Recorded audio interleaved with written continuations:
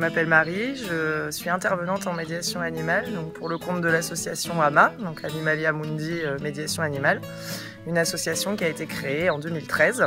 Chaque établissement en fait a son projet qui est personnalisé en fonction de la structure, du type du public et des attentes et des choses à travailler. On distingue plusieurs choses, par exemple sur des établissements type MAS ou EHPAD, on peut faire de la visite en chambre et également du travail thérapeutique individualisé en petits groupes où on va travailler des choses comme la mémoire, la motricité.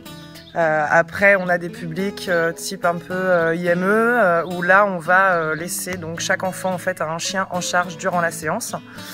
Donc l'objectif, c'est de réaliser avec lui différents petits parcours éducatifs, leur montrer comment éduquer le chien, quel comportement avoir avec le chien, quels sont les gestes adaptés, pas adaptés, etc.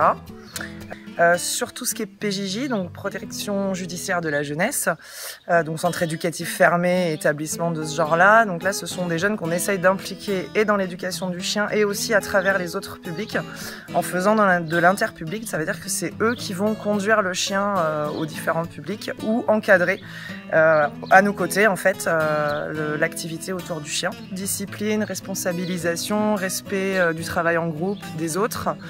Après, pour certains publics, on travaille aussi la canalisation des gestes, l'élocution, de la motricité, des repères dans l'espace. On peut travailler des couleurs aussi et des choses un petit peu plus basiques avec le parcours.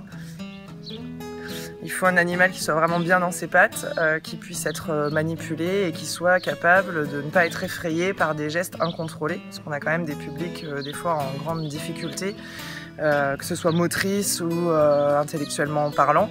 Et donc les chiens peuvent parfois avoir des séances où c'est très bruyant, très agité, etc. Donc il faut vraiment des chiens qui soient bien dans leur tête, posés, équilibrés et calmes. Après, je pense que toutes les races peuvent se prêter à ça. Il faut quand même les former. Je pense que le mieux, c'est dès le plus jeune âge. Ça leur permet de suivre les autres adultes guides en séance et d'apprendre les choses dans le jeu dès qu'ils sont chiots, en fait.